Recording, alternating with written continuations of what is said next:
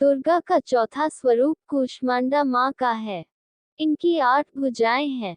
कमंडल, धनुष बाण, चक्र, गदा, अमृतपूर्ण कलश, कमल पुष्प, सिद्धियों और निधियों को देने वाली जपमाला है।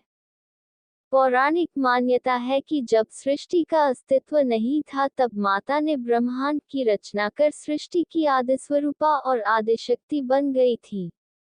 ये केवल एकमात्र ऐसी माता है जो सूर्यमंडल के भीतर के लोक में निवास करती हैं।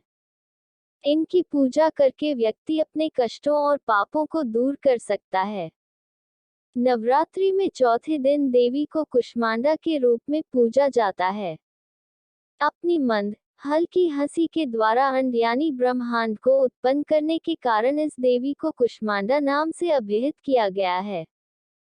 जब सृष्टि नहीं थी, चारों तरफ अंधकार ही अंधकार था, तब इसी देवी ने अपने ईशत हास्य से ब्रह्मांड की रचना की थी। इसीलिए इसे सृष्टि की आदि स्वरूपा या आदिशक्ति कहा गया है। इस देवी की 8 भुजाएं हैं, इसलिए अष्टभुजा कहलाई। इनके 7 हाथों में क्रमशः कमंडल, धनुष, बाण, कमल पुष्प, अमृतपूर्ण कलश, चक्र तथा गदा हैं। 8वें हाथ में सभी सिद्धियों और निधियों को देने वाली जपमाला है। इस देवी का वाहन सिंह है और इन्हें कुम्हरे की बलि प्रिय है। संस्कृति में कुम्हरे को कुष्मांड कहते हैं, इसलिए इस देवी को कुष्मांडा। इस देवी का वास सूर्यमंडल के भीतर लोक में है। सूर्यलोक में रहने की शक्ति क्षमता केवल इन्हीं में है। इसीलिए इनके शरीर की कांति और प्रभा सूर्य की भांति ही दैदीप्यमान है। इनके ही तेज से 10 दिशाएं आलोकित हैं। ब्रह्मांड की सभी वस्तुओं और प्राणियों में इन्हीं का तेज व्याप्त है।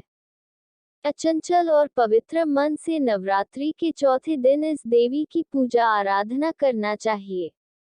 इससे भक्तों के रोगों और शोकों का नाश होता है तथा उसे आयु, यश, बल और आरोग्य प्राप्त होता है। ये देवी अत्यल्प सेवा और भक्ति से ही प्रसन्न होकर आशीर्वाद देती हैं। सच्चे मन से पूजा करने वाले को सुगमता से परम पद प्राप्त होता है। विधि विधान से पूजा करने पर भक्त को कम समय में ही कृपा का सूक्ष्म भाव अनुभव होने लगता है। ये देवी आधियों व्याधियों से मुक्त करती हैं और उसे सुख, समृद्धि और उन्नति प्रदान करती हैं। अंततः इसे देवी की उपासना में भक्तों को सदैव तत्पर रहना चाहिए। इसलिए ये दुर्गा कुष्मांडा माँ कहलाती है।